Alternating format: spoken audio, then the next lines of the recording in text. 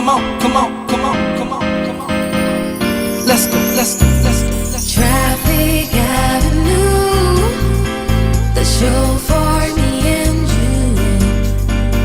Mondays to Fridays, ooh, the Traffic Avenue. Traffic Avenue, the show for me and you. Mondays to Fridays, ooh, the Traffic Avenue. Flex. Buckle up and join the best. Let Citi relieve your stress. So yes, let the music soothe your soul and keep it going just to refresh. Buckle and enjoy the ride from 2 to the half of the 5. Mondays to Fridays happening live. Where we gon' have a ball, you can text your guys. Let me tell you what Citi 97.3 Accra. Detailed news, unparalleled coverage. City News on 97.3 FM. Eyewitness News. Be there as it happens. City News.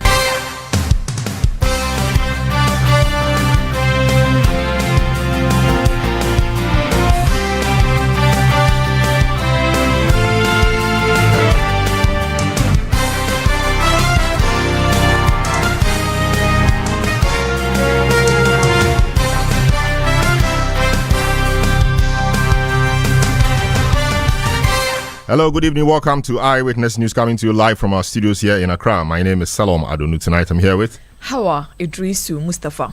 Coming up over the next 90 minutes. We implore you to consider the lives that hang in the balance. The cessation of emergency services has far-reaching consequences, and we fear for the well-being of those who cannot afford to wait. Doctors Association of the Tamale Teaching Hospital calls off strike following intervention of the overlord of Dagbon, Yana Abukari. Strike was occasioned by their conflict with the health minister. Now that the strike is over, what is next? Also on Eyewitness News.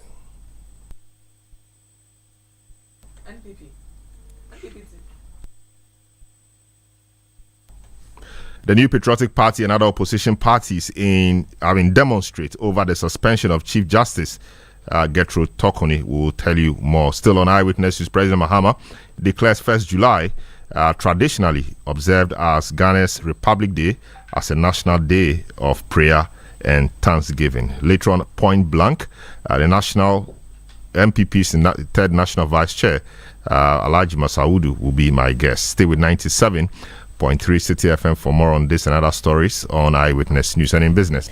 IMF projects Ghana's economy to grow by 4% in 2025. There is more business in the next 50 minutes. Eyewitness News is live across the country on all our affiliates and around the globe at citinewsroom.com. In the Western region, this is Premier 100.5 FM, Beach 105.5 FM, and Sky 93.5 FM, all in Takrady. In the Bono region, this is Greener 95.9 FM in Sunyani, Hames Radio 106.5 in Gosu in the Ahafo region. In the Ashanti region, this is Alpha Radio 104.9 in Kumasi, and also Orange 107.9 FM in Kumasi as well. In the Volta region, this is Global 105.1 FM in Ho, and Adanu 107.7 FM at Adaklu, Waya. In the Northern region, this is Diamond 93.7 FM in Tamale. In the Upper West, Westlink 88.1 FM in Laura. Upper East, this is Source 100.1 FM in Boku, and Mike 105.3 FM in Avrongo. In the Northeast, this is CAP 101.3 FM in Nakmanduri. Your comments are welcome via our WhatsApp line 0549 986 996. You can follow me on X at Salom Adun. The hashtag, as always, is Citi Newsroom. Hawa gives us the very first story. Doctors at the Tamale Teaching Hospital have resumed emergency services after a high-level delegation from the overlord of Dagbon, Yana Abukari Mahama II, visited the facility to intervene in the ongoing strike. The doctors on Tuesday, April 24, suspended emergency and outpatient services indefinitely, citing unwarranted attack remarks from the Health Minister Kwabena Minta Akando and Tamale North MP Alhassan Suhini, led by the Chief of the Zangbalun Traditional Area, Zangbalun Na Dr. Mahama Yakubu II. The delegation met with both the hospital's management and representatives of the doctors. In a message delivered on Yana's behalf, the overlord acknowledged the dedication of the doctors but appealed to them to consider resuming work to save lives. As a neutral facilitator, we will convey your concerns to the Minister and encourage him to take the necessary steps to address your grievances. However, we implore you to consider the lives that hang in the balance. The cessation of emergency services has far-reaching consequences, and we fear for the well-being of those who cannot afford to wait. We appeal to your professionalism, compassion, and commitment to the Hippocratic Oath. Your dedication to saving lives is what brought you to this noble profession. We urge you, on the interim, to find a way to ensure the continuity of essential emergency services. We are willing to facilitate a meeting between your representatives and the Minister to discuss the way forward. Our goal is to ensure that the hospital continues to provide quality healthcare services to the people of Dagmon and beyond. As my children and grandchildren, I urge you to consider the bigger picture and the impact of the strike on the community, a community that you and your families reside in. Let us work together to find a solution that prioritizes patient care and addresses your concerns. My message is short, and I pray that you understand what I'm driving at. Once again, I thank you very much for your continued efforts in bringing comfort to the sick. I pray that wisdom, empathy, and a sense of duty guide your actions all times. Zangbalun Na Dr. Mahama Yakubu II is chief of the Zangbalun Traditional Area who represented the overlord of Dagbon, Yana Abukari Mahama II. Eyewitness News on 97.3 Citi FM. Now let's get to the Tamale area and speak to our correspondent, Shawana Yusuf, for some updates on what occasioned the visit and what actually did a trick for the doctors to get back to work. Hello, good evening, Shawana. Welcome to Eyewitness News. Hello, good evening. Yes. How was the discussion? What exactly did the delegation from Yane's office or palace say to the doctors that got them to rescind their decision to continue to be on strike?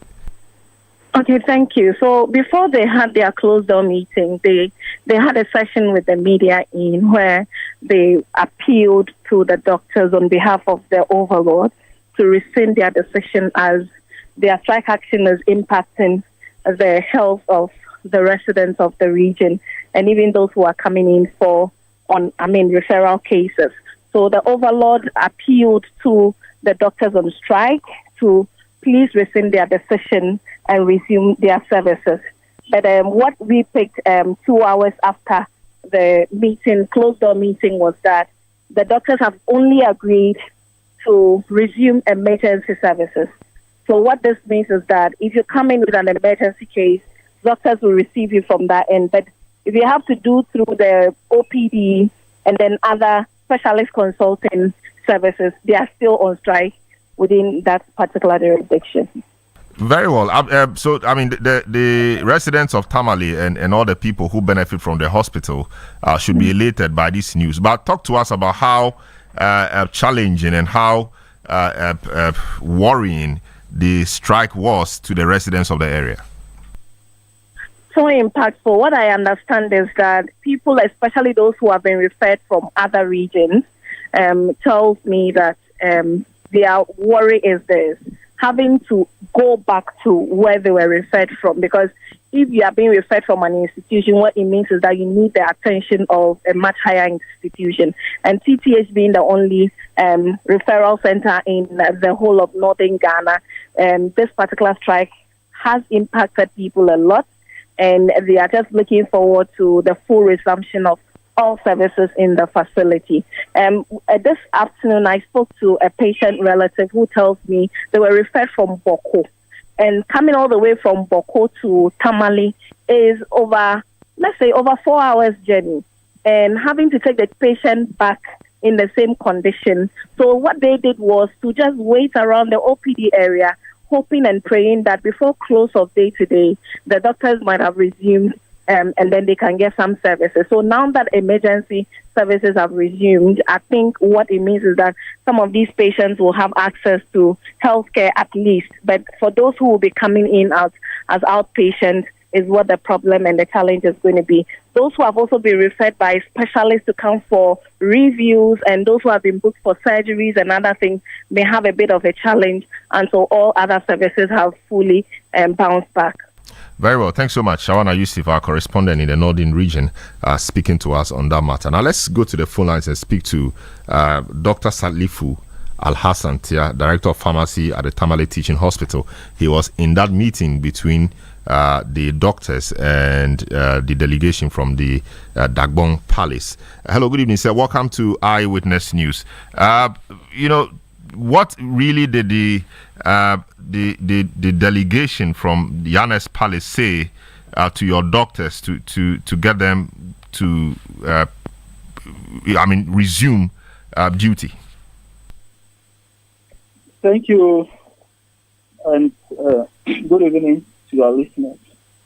Yes, the King of Dagon, Mbanyama, sent a very powerful delegation of chiefs to the teaching hospital this morning.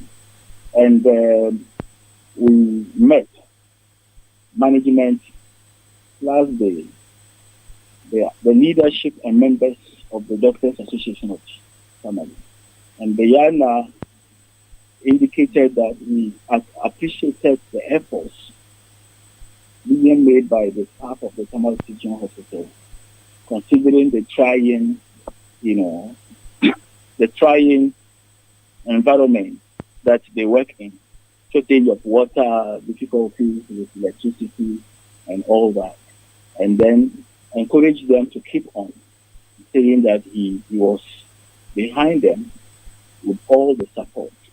He, however, pleaded with them to rescind their decision and then call off the strike so that they can save more lives. One life was lost, and this time around, if you are not careful, so many lives will be lost. And so this was the message the delegation delivered to the government. Very well. So what does this mean? Is it full resumption or is just emergency services that doctors will be seeing?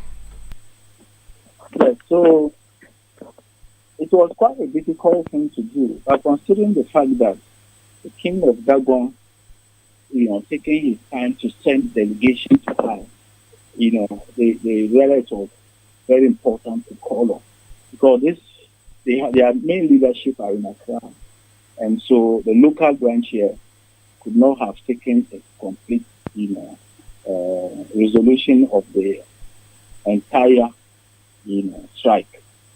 And so it is emergency services that they were able to consider.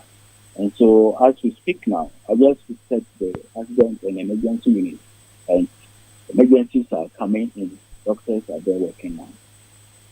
Very well. So to be clear, you represented the new chief executive of the hospital at that meeting? Yes. So for the transitional period, I have been acting. Very well. So what is management going to do about the concerns raised by the doctors in respect of unavailability of equipment and consumables? Of course, the minister made some donation of some supplies to them, but obviously those will not be enough to even last, a month. What is the plan, short-term, mid-term plan, to ensure that the hospital is properly retooled to be able to do what they have to do? Thank you. There are some of the requirements that management, it's within the reach of management. So, for instance, logistics, consumables to work with, medicines to work with. They are within the capacity of the hospital.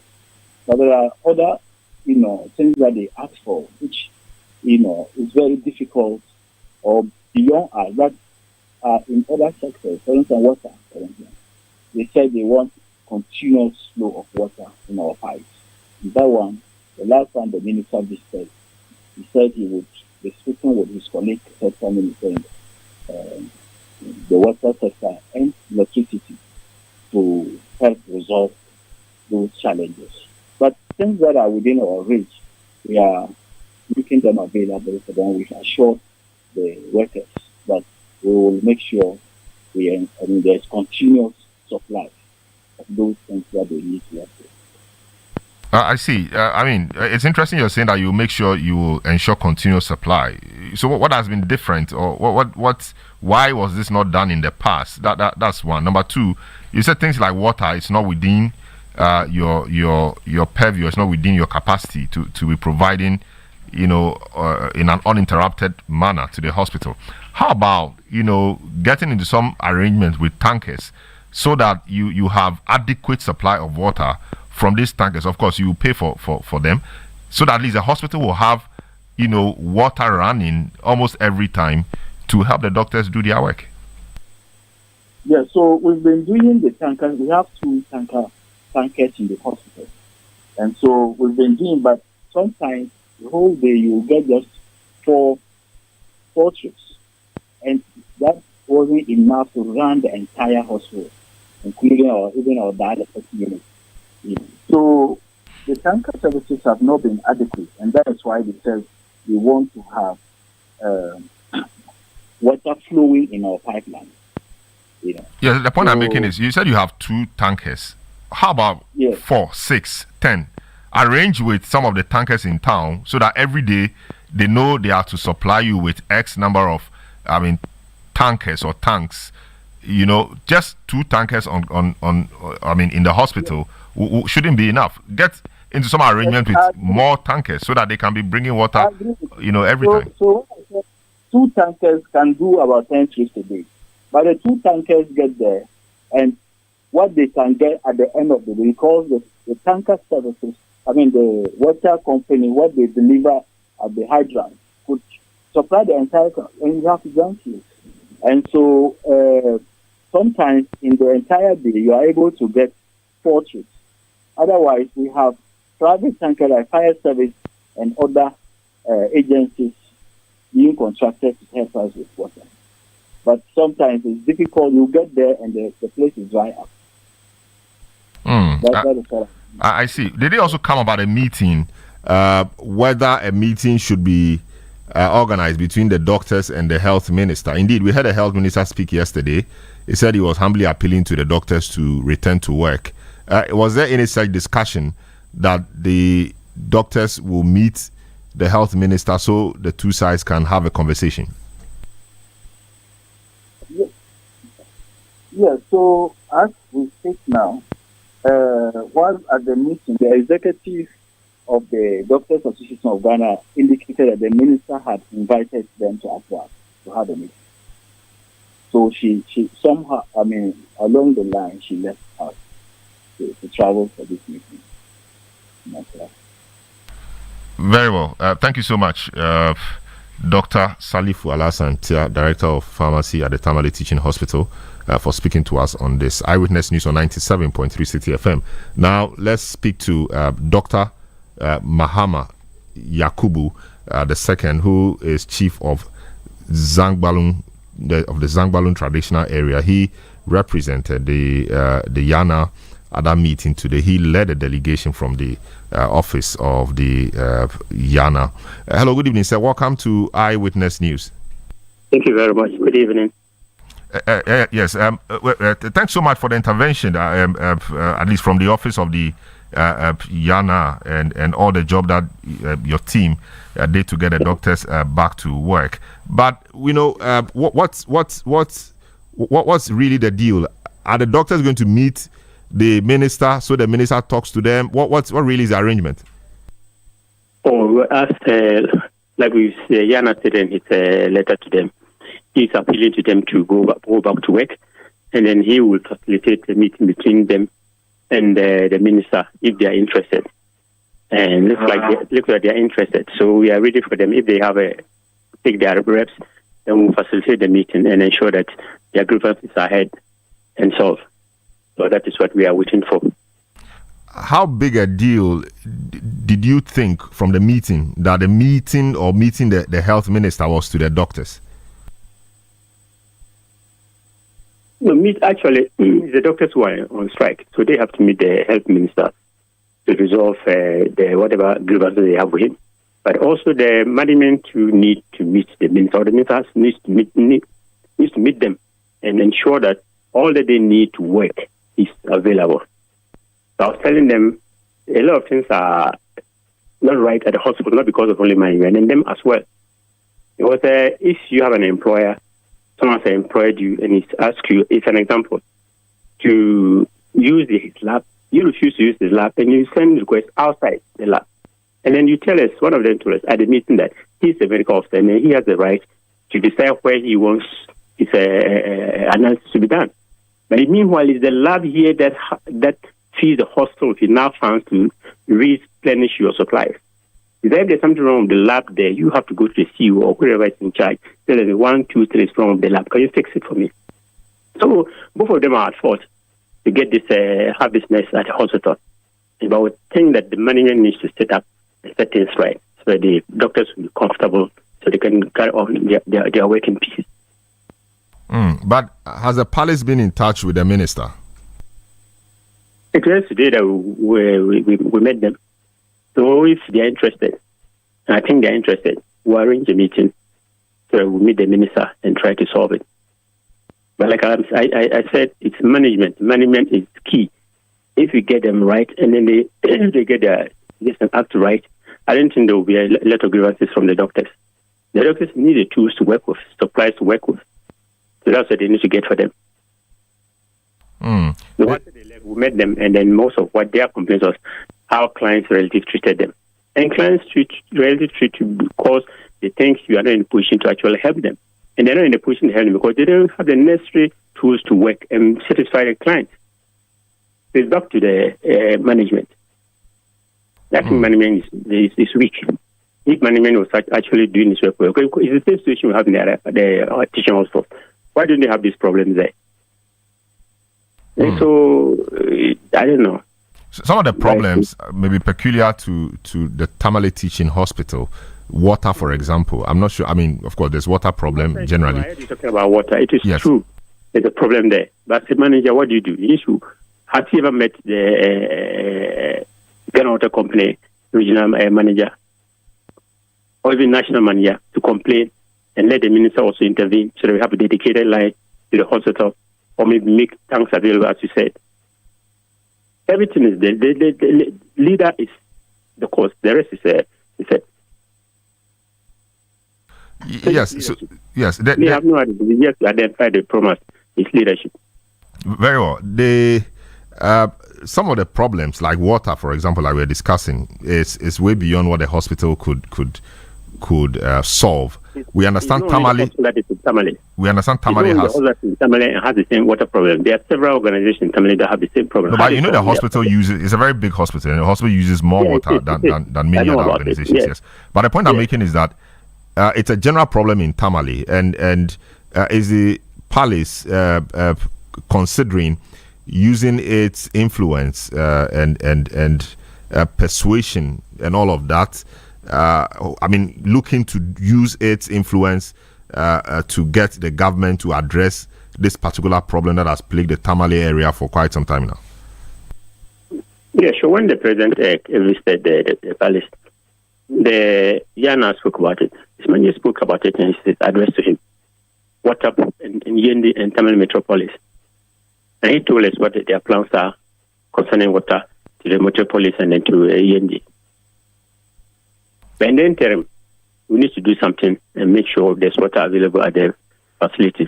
So now that we are aware, but we didn't know it was that serious. And now that we know they are finding it difficult, then we can work together and see how we can help them solve the problem to some extent. Whilst waiting for the government to fix it permanently. Very well. Thank you so much, Dr. Muhammad Yakubu II, Chief of the Zangbalun Traditional Area. Eyewitness News on 97.3 Citi FM. We'll take a short break. We'll return, take some of your messages, and then tell you why the MPP and other political parties are planning a demonstration in protest of the suspension of the Chief Justice. Get through talk on it. Don't go away. Eyewitness News. Be there as it happens. Are you feeling tired after a hard day's work? Have you lost your appetite even for your favorite dish? Viral Blood Tonic is a nutritionally balanced, pleasant-tasting tonic fortified with iron and vitamins to boost your appetite and energy levels for high performance. Viral Blood Tonic, easy to take and good for the whole family. Viral from Danex Iting Starwin PLC. If symptoms persist after 48 hours, consult a physician. This advert is FDA approved.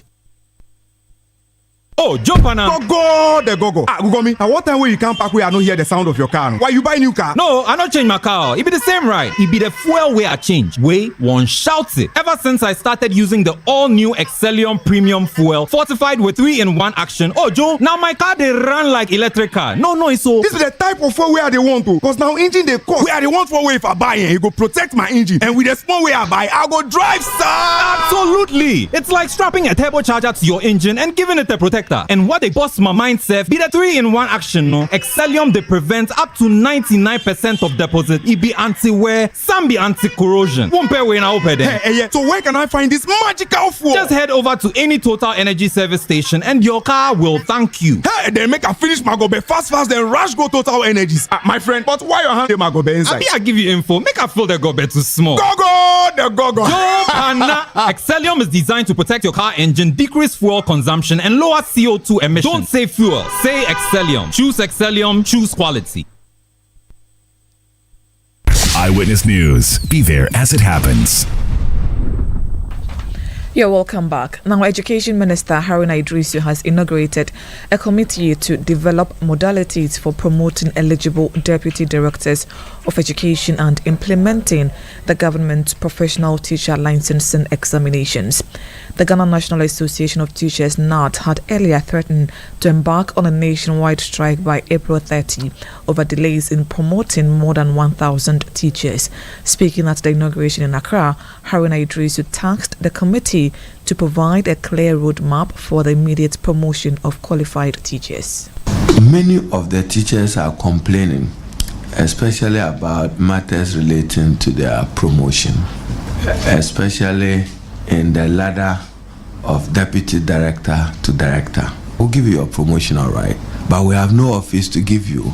But the consequential reward that goes with your promotion as director becomes your entitlement. I think that I'm adding this to your committee's mandate, even though you had to look at licensure exams. I need a roadmap to implementing this for President John Dramani Mahama. Because as we travel around the country, there are teachers who say that I've been in this role for 10 years, more than 10 years without promotion. That's not acceptable. You had Education Minister Haruna Idrisu. Eyewitness News on 97.3 Citi FM. Now let's stay on this matter and speak to the General Secretary of the National Association of Teachers, NAT, Thomas Musa. Hello, good evening, sir. Welcome to Eyewitness News. What occasioned the delay in the promotion of over 1,000 deputy directors of the service? So thank you very much. And before I start, I want to use this opportunity to greet your good self and to all your listeners, and also to express our profound gratitude to the President of the Republic and the Sector Minister for this particular regarding the decoupling of the director, the deputy director rank from the attachment to any district or anything. Now, to the substantive issue, the question is, why is it that it has delayed? On our scheme of service, the last rank to which you can be promoted to is Director 1. But it has become a systemic, some kind of suppression where teachers can only rise to Deputy Director rank. And before you go to Director 2, 3 conditions must be fulfilled. Condition number 1 is that a district director must go on retirement. Condition number 2 is that a district director must resign, so that will create some kind of vacancy. And then the last condition under which a teacher can be promoted to Director 2 is that unless maybe somebody who is on the office holder of Director 2 passes on. So if none of these 3 conditions are fulfilled, there is no way you can move from the Deputy Director rank to Director 2. And that is certainly unacceptable. And these are things that we've been talking about since time immemorial. Look, some of our teachers, or most of our teachers, have been on that particular rank, some since 2018, some 2019, 8 years ago. And they cannot move because these three conditions have not been fulfilled. We went to the Labour Commission, we went on strike for 2 weeks somewhere last year on this particular thing. And so if at this particular time His Excellency the President of the Republic of Ghana, John Dramani Mahama, together with the sector minister, have actually given us this information, it's a welcome one, and we are grateful, and we hope that the rest of the modalities will be worked out. And now, all things being equal, teachers can now easily rise up to become director generals, occupying also the deputy director generals, and we can take it out from there. I see. So now that there were no vacancies or spaces above the deputy directors, how is the promotion going to be? In which offices or vacancies or positions would they be promoted? Now, we need to see in any organization, there are three things there. We have what we call the scheme of service. We have also what we call the code of conduct, then the condition of service. Our system is such that promote the people to the director 2 rank, so that somebody can be on director 2 and the person can be a head of educational institution like the SHS and all that, with specific mandate to get it done. But the current arrangement is that all director 2s, you must of a necessity be a head of a district. But that mustn't be. That is no scheme of service. That is not how scheme of service operates. So you can be on director 2 and be a headmaster of a school. You can be a director 2 and still be working in any of the educational institutions where your services will be needed. Such that any time we need people to become DC directors, then we will float advert and indicate that all those who are on director 2 can apply. Then out of it, we do the selection, then we get them placed. By so doing, it will enable us to have what we call the succession planning, to put the succession plan in place in the Ghana Education Service, such that at any point in time we want somebody to become a deputy director general, there will be no problem. Also, if you want somebody to become a deputy director general quality and asset, there will be no problem. And we can also then get director generals out of our folks. Look, you observe that for some time now, any time that we are looking for a director general, we need to go to the university. Now, if you are even looking for the deputy director generals, you also have to go to the university. Why? It is because the teachers within the Ghana Education Service, they have been suppressed. And the system has been designed in such a way that they cannot go up. Even at the university, they don't create offices before you become a professor. No, you don't need to create an office before you become a professor. There are rules, that you publications and all that, then you are promoted. In the same way in the Ghana Education Service, in our scheme of service, the last rank is Director 1. And we are saying that promote the teachers. Let them do all the work that they must do. If we need DC directors, float advert and let them apply. Let them decouple this. And we are happy that the president has decoupled our ranks from the creation of a political district, from the creation of waiting for a DC director to resign or die. No. This is a thing of the past. And we say a thank you to His Excellency and the sector minister for this particular arrangement. Very well. Thank you so much for the...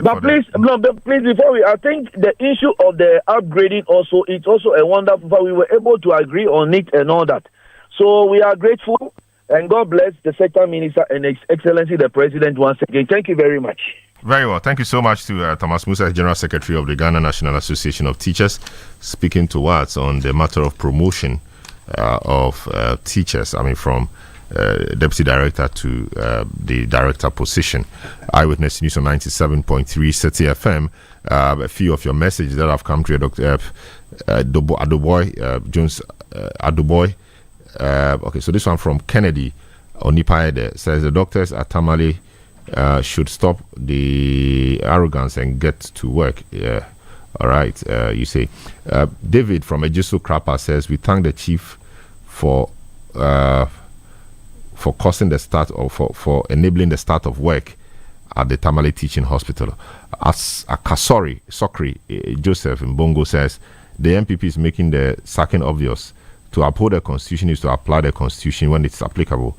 Today, citizens have petitioned the president through their constitutional mandate, and the president has no power not to transmit the petition. And when the Council of State have found a prima facie case, the CJ against the CJ, then again the president has no power to suspend the CJ for her to mount a defense on the matters filed against her.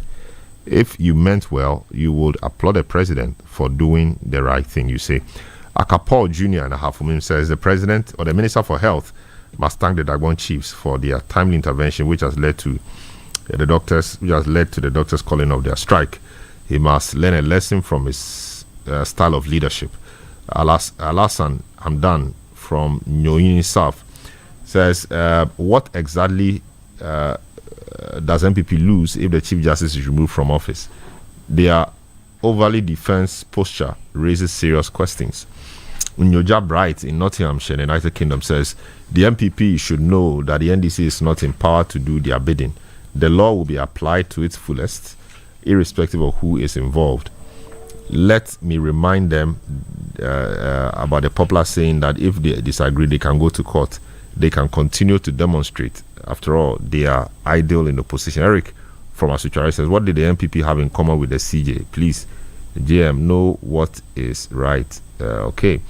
Prince Nuruddin Baumia from Boku says, this serves as a caution to all politicians to stop politicizing our health sector, which is so crucial to human survival. Mr. Kando was a gentleman, but ministerial position has made him arrogant. I plead with the doctors to resume work in order to serve human lives. Jones Adoboy says the doctors must eschew pride and shame and go back to work. If they were informed of the minister's visit, they should fix all malfunctioning equipment. They can't use the minister's outburst as a conduit to cover their laziness. That's Jones Adoboy, you say. All right, let's go to this other story. Now, the New Patriotic Party is leading a coalition of political parties to stage a nationwide demonstration on Monday, May 5, to protest the suspension of the CJ, Gertrude Tokonu. The party say the protest is a stand in defense of Ghana's constitutional order and the independence of the judiciary. Other participating parties include the Liberal Party of Ghana, the National Democratic Party, People's National Party, and the Ghana Union Movement. Director of Communications of the NPP, Richard Ahagba, has been speaking to Citi News on the planned demonstration. But let's speak to Henry Nanabuachi, who is national organizer of the party, for some discussion on the demonstration or the proposed demonstration and why they want to do that. Hello, good evening, sir. Welcome to Eyewitness News. Why would the MPP want to lead other political parties to demonstrate against what? Against the president following the dictates of the Constitution? Thank you very much. Good evening. Our democracy is under attack. Our judiciary is under attack. We have a president who advertised his intentions to remove the Chief Justice, and this is just a plan in motion. This is a premeditated activity in motion. Why did he advertise his intention to remove the CJ? Before the elections, he visited a group of lawyers in Volta region where he said that he is not happy with the judiciary. And don't forget that the NDC had already labeled the judiciary then as unanimous FC. I'm not sure it's the NDC which did that. I mean, there are people, individuals, I mean, you saw it on social media and all of that. It's not the NDC. Don't do that. No, stop that. Oh, is it the NDC, please? No, is it the NDC which did that? Look, don't forget that in the 2020 presidential petition, that is where it started from. The NDC lawyers who were in court, in fact, that is why the current Attorney General now, he was hauled before the court and he had to apologize. They started from there. So please, I beg you, don't hold brief for them. Don't do that. No, I'm not. Let's get it right. I'm not holding brief for them. I'm just putting the questions. Then I'm telling you. Yes, I'm telling you. I'm just putting the questions. No problem. Listen, let's do this in a civil manner. I'm just putting the questions through. You just answer it. Don't say I'm holding brief for them. No, what I'm trying to say is that they started it, and then you are saying that they did not. I'm telling you that so you provide proof of that, then we make progress. That's how the discussion goes. Yeah, so that is why that's why they started. And then he visited a group of lawyers. I think they were having a certain function there. And then in his speech, he mentioned that he's not happy with the judiciary. And for that matter, when he comes, he's going to make changes to the leadership of the judiciary. He said it. I'm not sure about I'm not sure about saying that he was going to make changes to the leadership of the judiciary. I didn't hear that. But if you heard that, that's fine. I can send the video. That's fine. That'll be great. Interview. That's great, Nana. So now let's make progress. So what exactly in the process, of the suspension of the CJ is problematic that you are going to demonstrate against? Petitioners put petitions. The said petition, the other three petitions for me are baseless. They are hollow. I mean, you look at it, somebody says that, in fact, in one of the particular petitions, the president says that I am not entitled to provide any evidence. That is the shining star.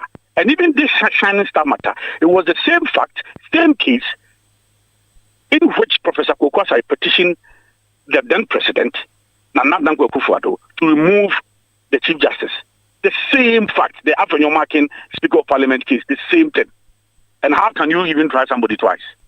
In law, there's what we call double jeopardy. No, there were three petitions, okay, and we've not seen the report. I'm making reference to the first one. Yeah, but we don't know whether the suspension or the prima facie case was founded only on the said petition you mentioned. There were three petitions, and of course, we've not even. What I'm trying to tell you is that for me, all the three petitions, in fact, they are far, far, far from any petition that can guarantee a prima facie case.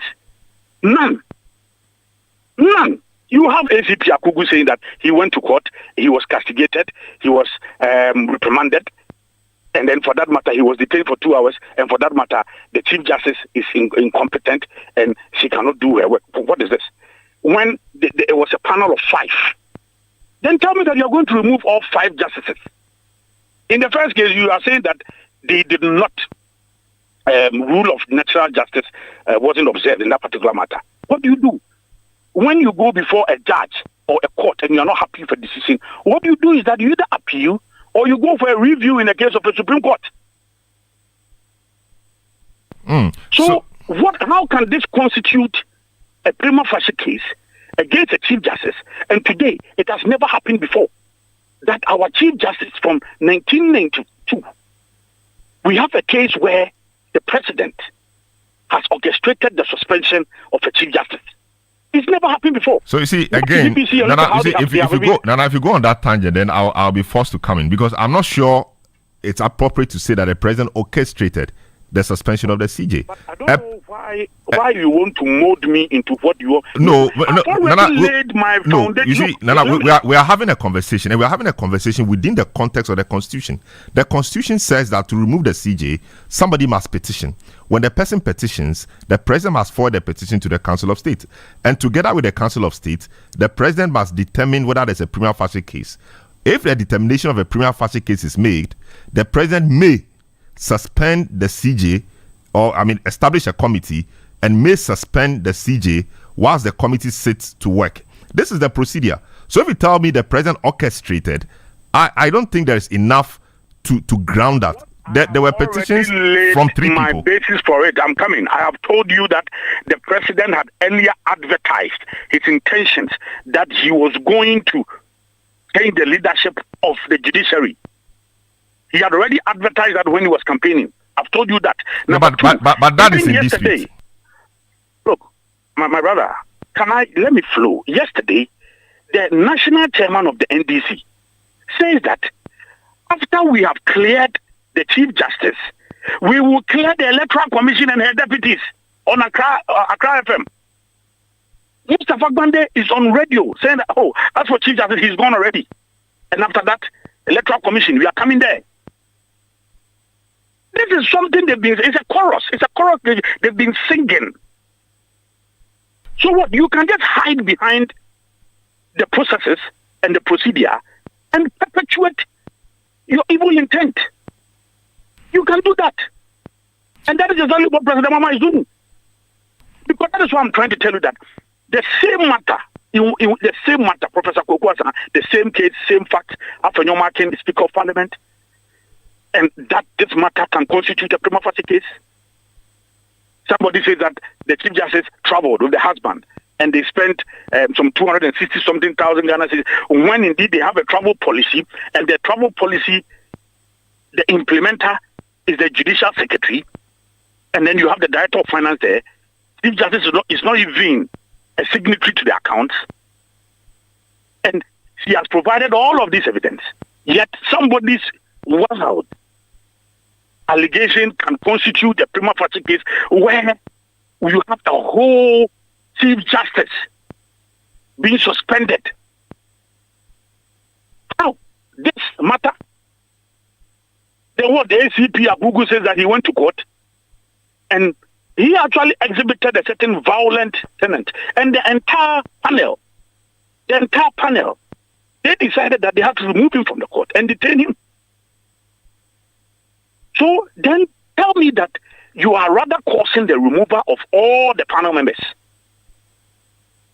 Because Article 137 is quite instrumental, that any time a justice of the court is working, whatever act, whatever action or mission that he or she perpetuates, you cannot hold that person responsible for that. So why this attack on the judiciary? So, yes. So again, the decision was made between the president and the Council of State. Is it your view that the Council of State, with all these eminent people on it, I am disappointed. Very disappointed. Were forced to come up with this? Mind you, there's a former Chief Justice on the Council of State. There's a former Supreme Court judge on the Council of State. There's a former Speaker of Parliament on the Council of State. There's a former Attorney General on the Council of State. There are all these eminent people who sat and consulted with the president to come up with this decision. So that is where I am even worried. That is where I'm even disappointed. In fact, we are even being told by the elements of the NDC that 30 people voted in favor of the removal of the suspension, and only one, and they have even gone ahead to mention a name, was only Justice Sophia Kufu, who abstained. That is why I'm even worried that if you can see this petition, and look, ever since this petition came to light, all manner of people, yes, you can be making an argument based on the processes. I can agree with you. But if you go into the petition, the said petition, you will notice that, look, this does not merit a prima facie case. It does not. It cannot meet the threshold. Because for you to say that you are causing the suspension, which will lead to the removal of the Chief Justice, these frivolous wayside hearings, these baseless allegations on the person of the whole Chief Justice, then we can say that, oh, there's some matter in it for us to go and investigate. What matter? There is some matter in it for us to go and investigate. It's not as though he's committed some crime or some heinous offense. No. That somebody says that he did not see to the compliance of natural justice, and for that matter, he's incompetent. How? Somebody says that she and her husband traveled and they spent X amount of money, which was within the travel policy put together in 2010, amended in 2019. That is why I'm worried. They're such respected, eminent people. Or is it a case that they were not made to see the petition or what? So is it a case that they did not even read the responses from the Chief Justice? This is where I'm worried. Because yes, I agree with you, there are some eminent jurists, eminent traditional leaders. And I see this, I'm worried. That is why maybe some of the masses, maybe we have to fight for the country. Because I'm worried that such eminent persons, this petition is put before you, and you can say that a prima facie case is captured in these petitions. Oh my goodness, I'm worried. And it's dangerous for us. I'm worried. I see, but I'm not sure what your demonstration is to achieve. There's a texter, Peter from Teshi, who says that I think what the MPP is doing is rather worsening the situation for the CJ.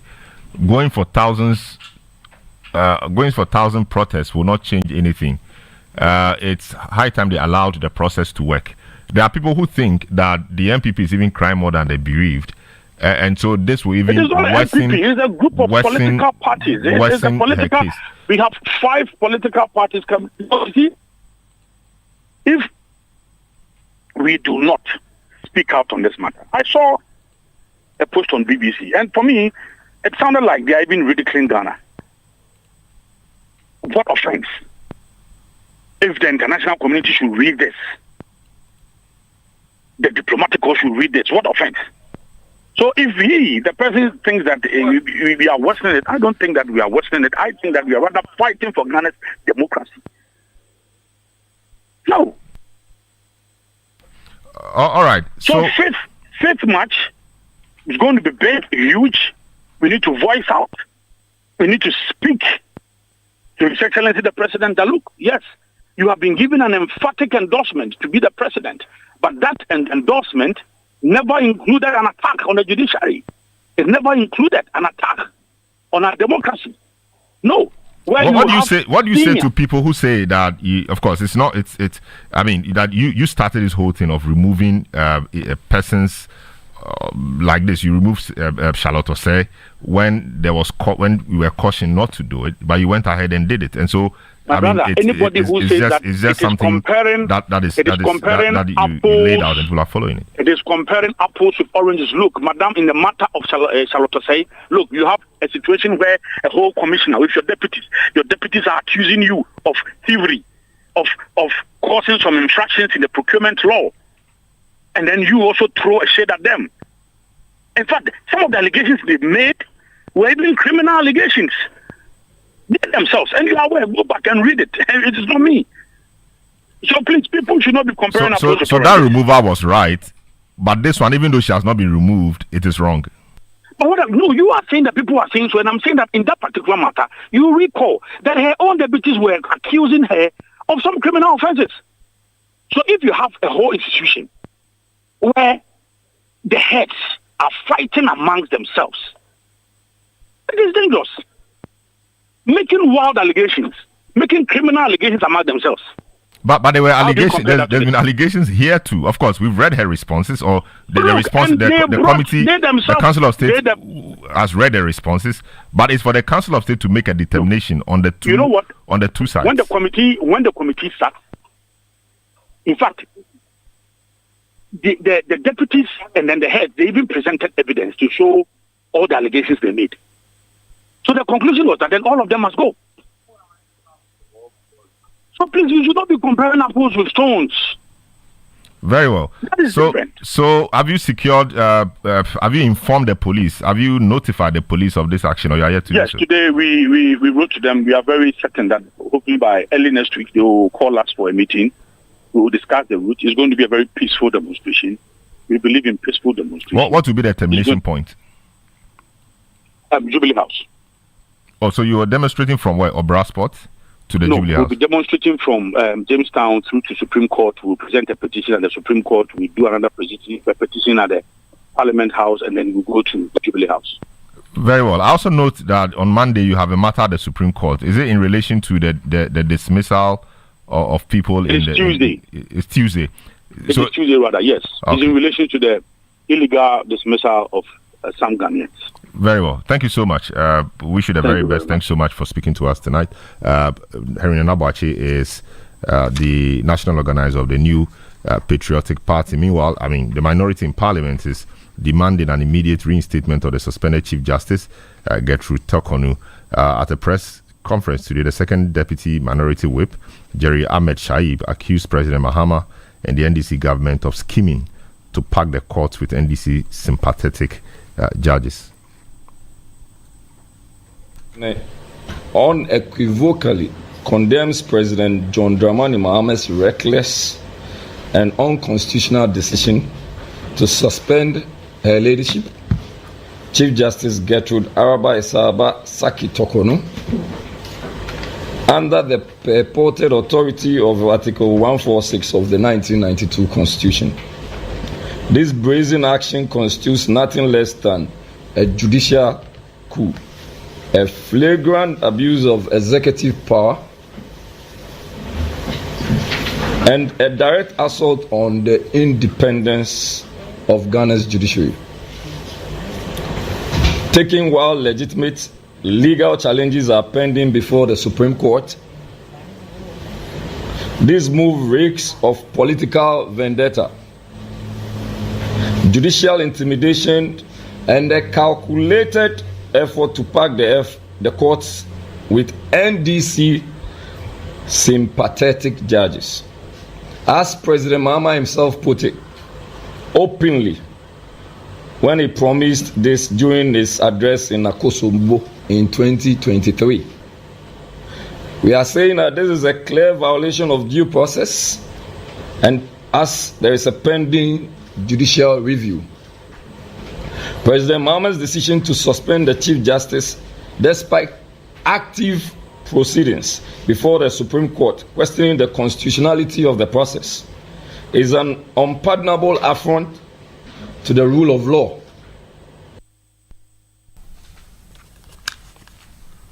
All right, so you had the second deputy minority chief whip, or the minority whip. Now, the President John Dramani Mahama has announced July 1, traditionally celebrated as Ghana's Republic Day, to be observed as the country's national day of prayer and thanksgiving. Speaking at the inauguration of the planning committee for the event, the president indicated that the peace and stability Ghana continues to enjoy is no coincidence.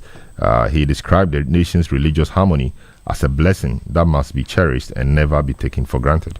In a world where religion often divides, in Ghana we shine as an example of our unity in diversity.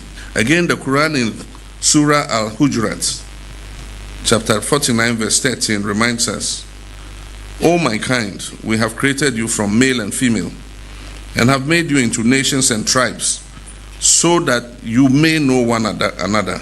Indeed, the most noble of you in the sight of Allah is the most righteous.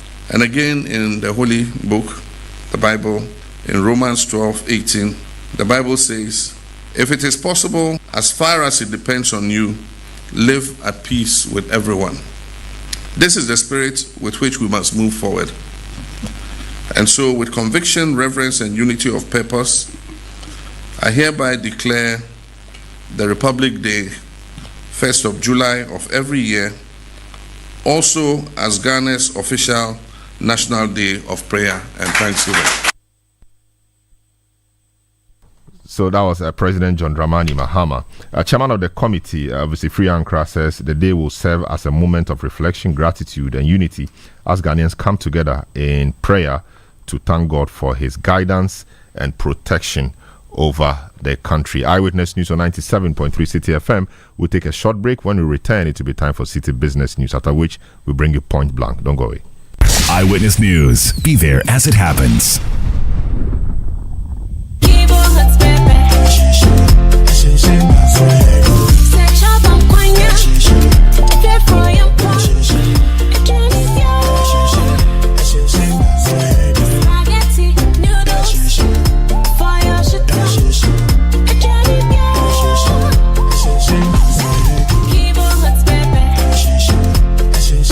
New Kivo Hot Pepper Powder. Loco shoe. This advert is FDA approved. Charlie, where are you? Bossman, I'm at the bank.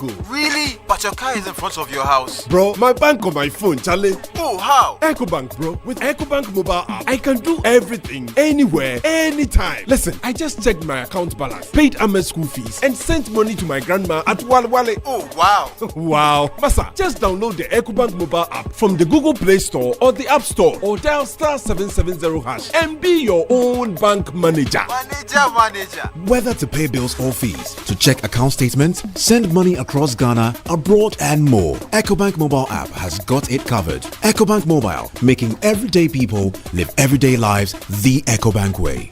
EcoBank, the Pan-African Bank. Eyewitness News. Be there as it happens.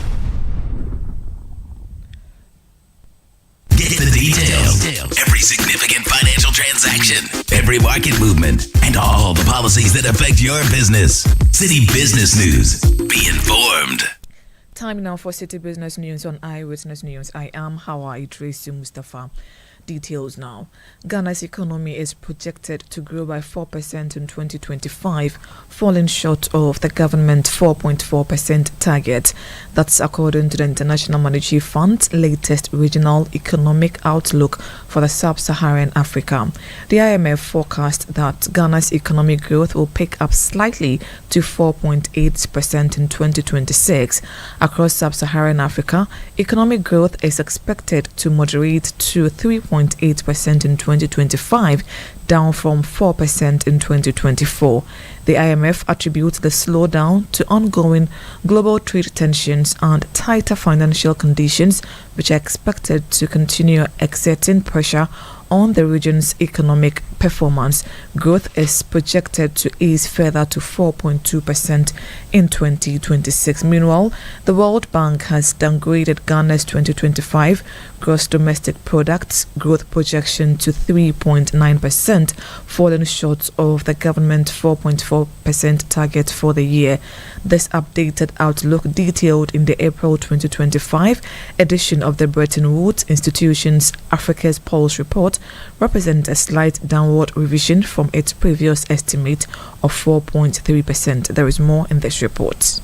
The World Bank attributed the revision to persistent inflationary pressures and ongoing external vulnerabilities. Despite the slight decline in next year's forecast, the bank remains cautiously upbeat about Ghana's medium-term outlook, forecasting a rebound in growth to 4.6% in 2026 and 4.8% by 2027. The report also flagged climate-related risks, particularly unpredictable weather patterns that have disrupted cocoa production in Ghana and Cote d'Ivoire, two of the globe's leading cocoa exporters. It warned that climate-induced events, including floods and drought, continue to erode national budgets in Africa by as much as 9%, resulting in economic setbacks of between 2% and 5%. On a more optimistic note, Ghana is among a few African economies showing early signs of recovery in 2025. High-frequency economic indicators, particularly the Purchasing Managers Index, reveal an uptick in business activity. Ghana's Purchasing Managers Index rose from 47.9 in January to 50.6 in March, reflecting stronger demand, easing supply bottlenecks, and renewed investor confidence following the December 2024 presidential elections. Across the region, sub-Saharan Africa's economic expansion is projected to improve modestly from 3.3% in 2024 to 3.5% in 2025, with further acceleration to 4.3% by 2026 to 2027. That news desk report was filed by Emmanuel Opon. Country managing partner of Deloitte Ghana, Daniel Kojo, has called for bold, deliberate reforms to tackle Ghana's economic challenges. He noted that despite modest progress under the IMF-supported program, critical economic indicators like inflation and public debt remain concerning. Speaking at the launch of the 9th Ghana CEO Summit, Daniel Owusu underscored the urgency of resetting Ghana's economy amidst persistent issues such as high inflation, ballooning public debt, and weak internal revenue mobilization. As a country, we have only done fairly well under IMF program. Ghana's internal revenue mobilization has also consistently lagged its peers, with total revenue and grants hovering around the mid-teens as a percentage of GDP. And when we compare that with Togo, here, our neighbors, they are doing about 17.4% in December 2024. Indeed, the signal to transform the economy has been positive so far for the new administration, However, the fundamental problems must be addressed. Inflation, as I mentioned before, is a major issue and has consistently been high. The surprise element in the inflation statistics is that food inflation is very, very high at 26.5% in March 2025. The government must be bold in implementing all its agricultural programs that were captured in the 2025 budget. Daniel Owusu-Krantin is country managing partner of Deloitte Ghana. And that's it for City Business News on Eyewitness News. I am Hawa Idrisu Mustafa. Up next is Point Blank. Detailed news, unparalleled coverage. City News on 97.3 FM. Oh, jump on now. Go, go. Google me. At what time when you come back where I don't hear the sound of your car? Why you buy new car? No, I not change my car. It be the same ride. It be the fuel way I change. Way one shouts it. Ever since I started using the all-new Excellium Premium Fuel, fortified with 3-in-1 action. Oh, Joe, now my car they run like electric car. No, it's so. This is the type of fuel where they want to. Cause now engine they cost. Where they want for way if I buy it, it go protect my engine. And with the small way I buy, I go drive, sir. Absolutely. It's like strapping a turbocharger to your engine and giving it a protector. And what they bust my mind, Seth, be the 3-in-1 action, no? Excellium, they prevent up to 99% of deposit. It be anti-wear, some be anti-corrosion. One pair way now, yeah. So where can I find this magical fuel? Just head over to any Total Energy service station and your car will thank you. Hey, then make a finish my go be fast, then rush go Total Energies. My friend, but why your hand my go be inside? I give you info, make a feel the go be too small. The go. Yo, Pana. Excellium is designed to protect your car engine, decrease fuel consumption, and lower CO2 emissions. Don't say fuel, say Excellium. Choose Excellium, choose quality. Polytank is everywhere, durable and authentic. Stronger brand you can trust. Polytank, we get some more Rambo and get some more super. And the Polytank, we did Polytank.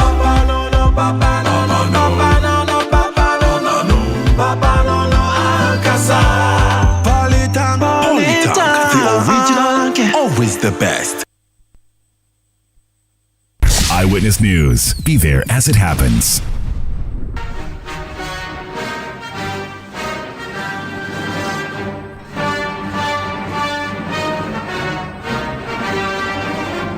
Tonight on Point Blank, we delve into a matter that happened some days ago and some other matters that have arisen. Some MPP politics. My guest tonight is Alhaji Osman Masaudu, the third national vice chairman of the MPP. He's been in the news recently for kicking the microphone of a media house to the floor when his party organized a press conference. Some of the dignitaries on the high table were surprised by the action, but he has since justified that. We'll hear from him why he did so. The GJA has called on him to apologize unreservedly. Will he do that? And also, what is the MPP up to? Dr. Bawumia is around the country on a thank you tour. He has asked his contenders in the party's primaries of 2023-2024 to join him. The Michael Kwe report and many matters are rising. We will look at all of them. Alhaji, good evening. Welcome to Point Blank. Good evening, my brother, and good evening to your listeners. And then during and after the election, if you look at the energy, Mr. President, the former President Nana Dankwa Akufo-Addo is still bringing in the party, you can clearly, in fact, say that the MPP have hope. Coming 2028, inshallah, will come back. Many people think that the defeat of your party at the polls is largely attributed to how himself and his government conducted themselves while in office.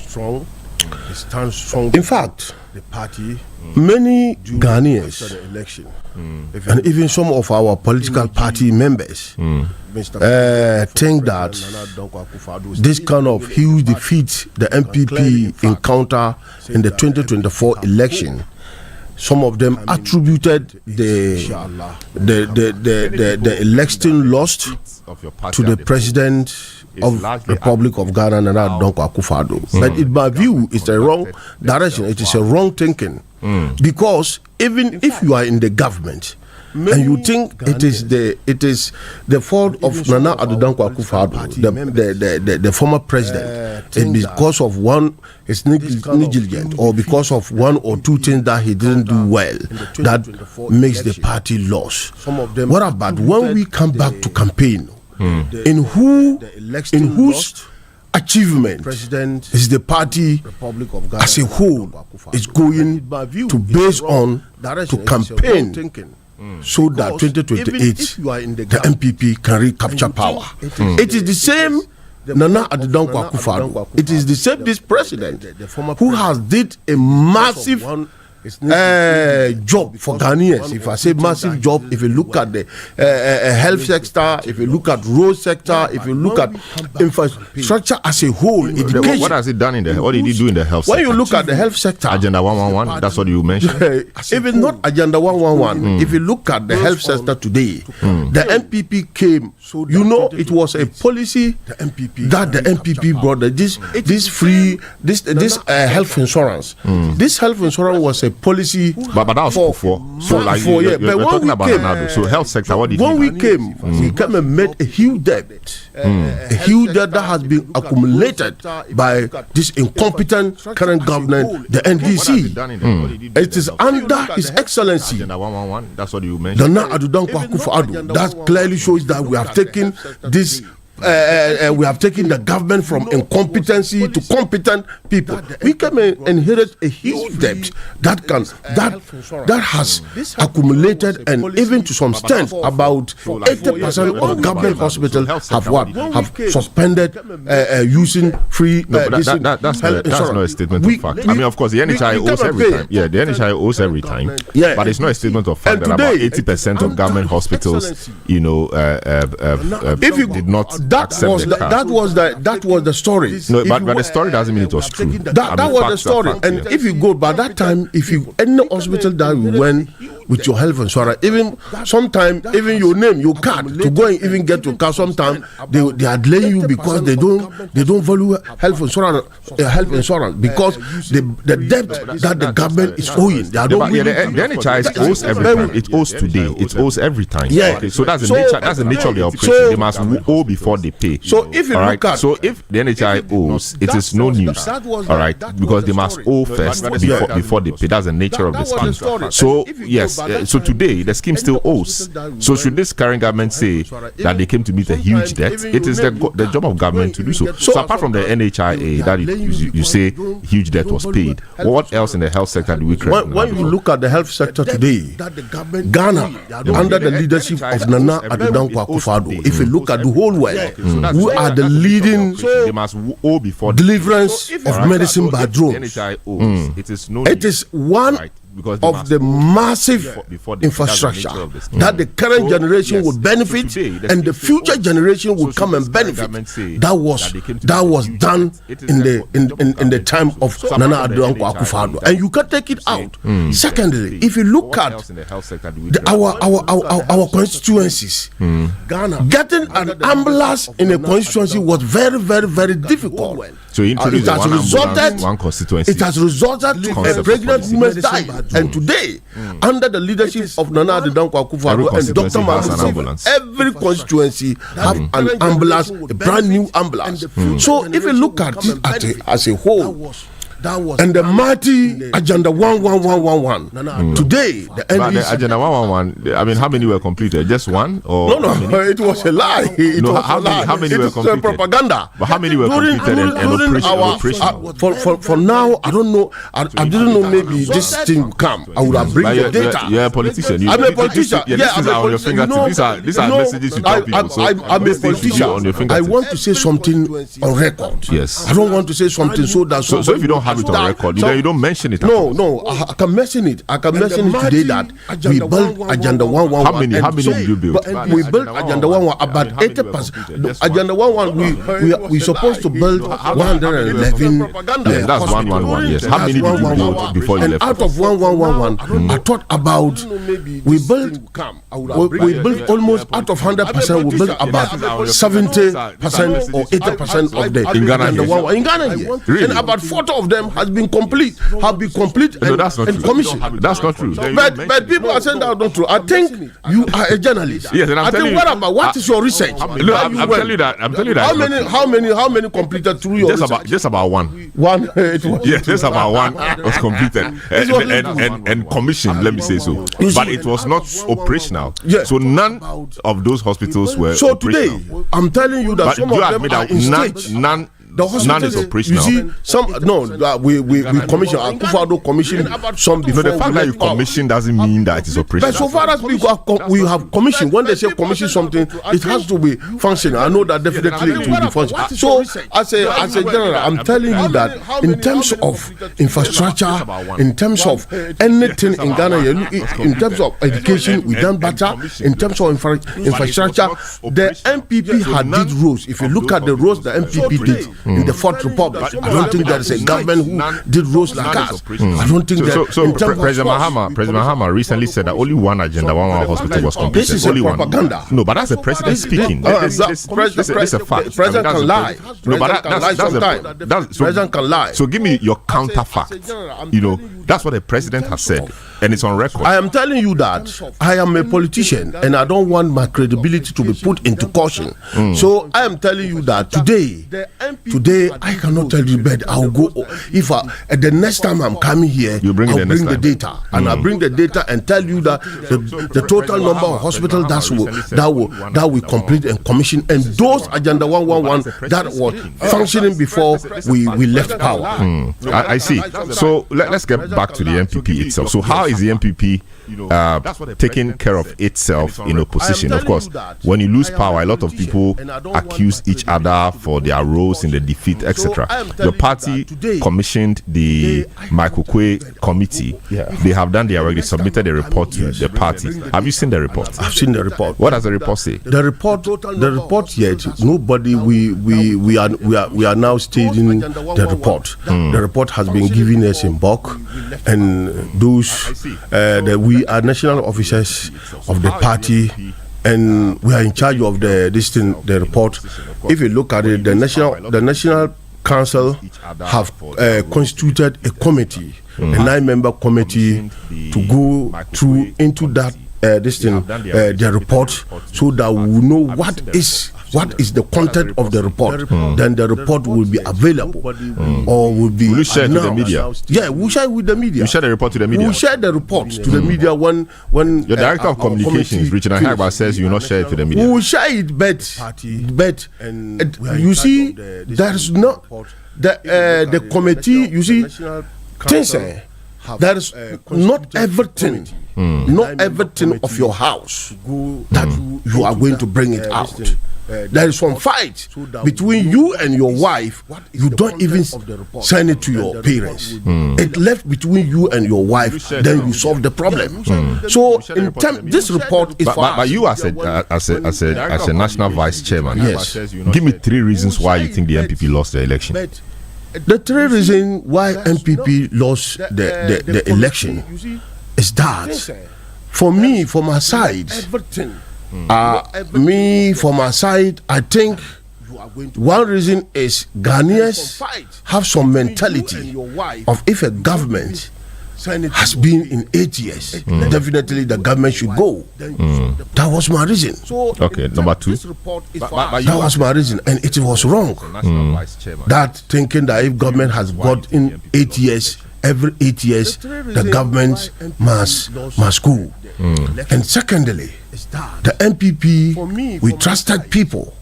We trusted people, and we trusted people in this government, and give them a mandate, thinking that they are part of us, thinking that which people in which government? In Mohammed's government? No, in our government. In your government, okay. We have given mandate to some people And that people did not help the party. But if you give them a job or you appoint them to do a job and they are not delivering, you fire them. You are not firing people. No, not even that we are not firing people. Somebody, you see, this is a party we are running, and if you look at the nature of Ghanaians, what Ghanaians looked and go and vote is different. You can be a minister or you can be a CEO performing excellently. Like Adudan Akufo-Addo. If you look at the 8 years of Akufo-Addo, what the MPP perform, if we are going to base on performance, John Dramani Mahama shouldn't have even got 20%. Really? Yes, because if you look at... But the economy under you was terrible. Inflation went off the roof. I mean, debt to GDP ratio was terrible. The indicators, at some point were terrible. And people were suffering. Cost of living was so high, people could not even put anything together. And so you've heard of the formula 0-1-0 or 1-0-0. People sometimes ate once a day under your regime because they didn't have money.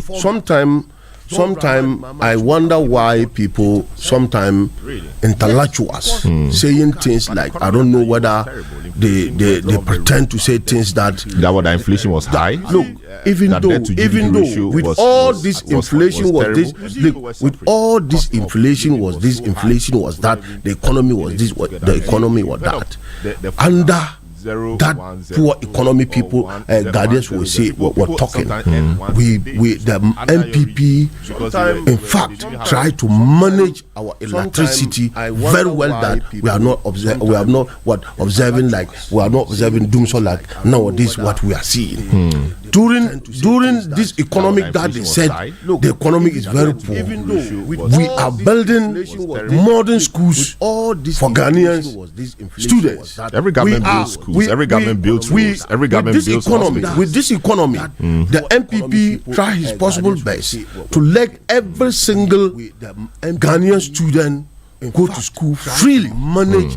You see, with this economy, very well done. So when we talk of economy, and sometimes when MPP talk about COVID-19, this thing, Russia-Ukraine war, and NDC were lambasting us. Just recently, when their minister Murtala Mohammed went to, is it France? He went to France when they were asking him just 4 months to this in their government.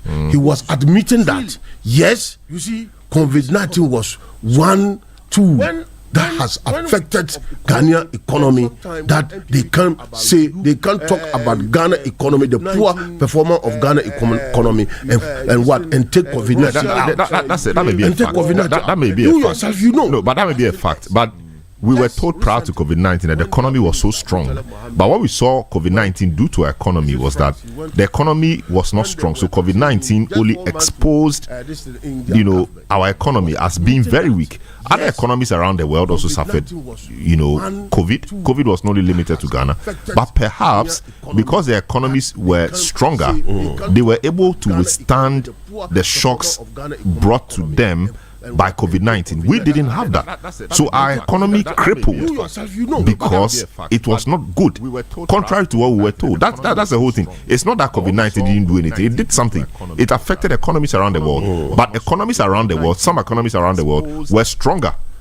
Ours had underlying conditions like COVID itself, so that if COVID attacks somebody, the person has hypertension, diabetes, or some other disease, the person is likely to die faster than somebody who has a stronger immune system, etc. That was what happened to our economy. Our economy had underlying problems. You see, Ghanaians have to applaud MPP for this massive and a strong stance that they took to manage this COVID-19 in Ghana. If you look at the foreign countries, how many people? How many people died in Togo? How many people died in Nigeria? How many people died in Burkina Faso? If you look at even our neighboring country, how many people died?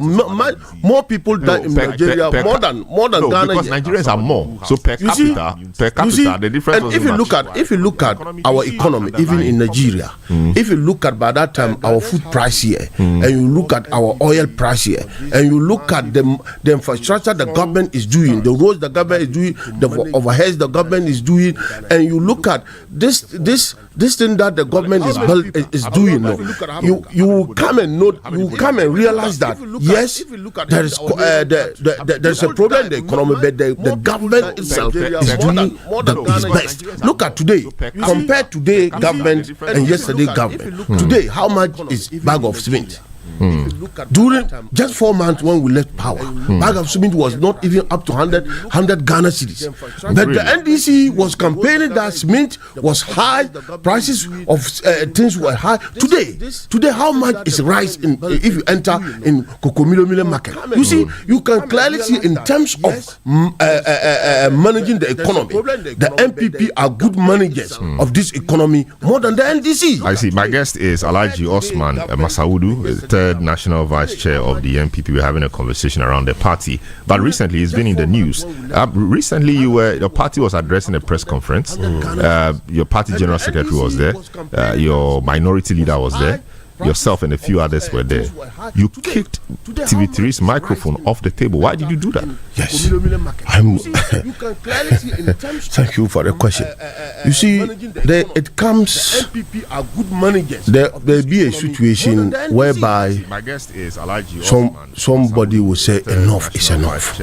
Why? Because the TV3, we as a MPP as a whole, we think the TV3 and the entire media general, they are not political party. They are media people, and their duty as media is to their duty as media is to perform neutrality. Not really. They have to be objective, so they do what they have to. The fact that they say something that you don't like doesn't mean that they are wrong. Yeah, listen. If they say something, we think medias did not direct attack and insult a political party that they think they don't have this thing good relationship. But are you saying that happens on TV? You see, let me give you I haven't seen that.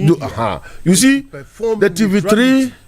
The reason why I pull, the reason why I pull out this mic is that TV3 keep on, and the media general keep on insulting us, insulting the MPP, insulting you. That what? Look, insulting you. That what? It is on record. You were government in power, and the job of the media also is that you must hold the government accountable. Yeah. So if you hold you accountable, that is not insult. If you hold us accountable, we don't have problem. The reason why we boycotted the TV3 is that, and Onua TV is that, we are in Ghana here when Captain Smart was a host of this thing, Onua TV, under the guidance of media general. Captain Smart publicly make a statement and said that any Ghanaian who went on 7 December 2024 and voted for MPP is a stupid. He used a local language.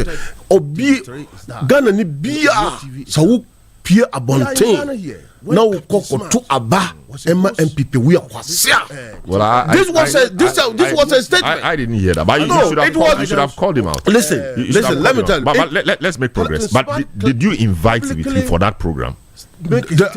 Our program. Nobody invited TV3. So you're telling me they were not invited, but they came themselves? They came themselves. Are you sure about this? They should tell us who invited them there. TV3 were boycotted by the New Patriotic Party because we think that there's things that the MPP and TV3 have to settle it up before. If any business is going between us, it will continue. When you kick the microphone, your general secretary was surprised you did that. No, and the minority leader was also surprised. What did they? No, it showed on their face. We saw the video. It showed on their face. They were not even expecting you to do that. What did they tell you afterwards? No, what did they tell you? Nobody would tell me. They are even happy. Are you sure about this? Is it not the general secretary? That was very intolerant. Let me see. You're a politician. You don't have to be intolerant. You see, let me give you the reason why I pulled the mark. The MPP, even though we have boycotted before, we sent a letter to them out there that we, the MPP and TV3, have no any business to do. No, but anytime they can come and cover our program, there was nothing like what I did. Well, leaving them to come and cover, do everything, which is good for you, which is good for us. Until when Johnny Hughes said in his platform that, hey, so MPP must say, you said that you have boycotted our station, but you people, when you are doing a program and TV3 and we bring our mic to your program, you speak into the mic. You speak into the mic. So you didn't want to listen. Listen. Let me learn. You speak into the mic. Are you people thinking that? Are you people still thinking that a review is cancellation? So why is it that always you speak into it? That's the reason why I told them that we will speak into their mic again and I pull it out. The GJ says that what you did was terrible, so you should apologize for it. Will you apologize? I have what I said about the beating.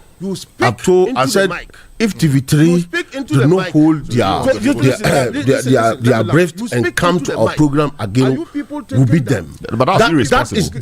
At the time I said it, I would draw it. When I just said it, you are saying that you apologize for that. No, I would draw what I said. That I will not and will never apologize that I have pulled out their mic. But you apologize for saying you will beat somebody. For beating, I have withdrawn it.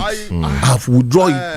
I have withdrawn the beating. The day I said I made that statement. Very well. I will draw it. Very well. If you look at the video, you see it clearly. In fact, I have withdrawn it. Very well. But to apologize for pulling out their mic, I will never apologize. Even when tomorrow, when they come without we inviting them, I'll pull it again. Very well. That was Alhaji Osman Masaudu, third national vice chairman of the MPP. For beating, I have withdrawn it. I have withdrawn it. I have withdrawn the beating the day I said I made that statement. Very well. I withdraw it. Very well. If you look at the video, you see it clearly. In fact, I have withdrawn it. Very well. But to apologize for pulling out their mic, I will never apologize. Even when tomorrow, when they come without we inviting them, I'll pull it again.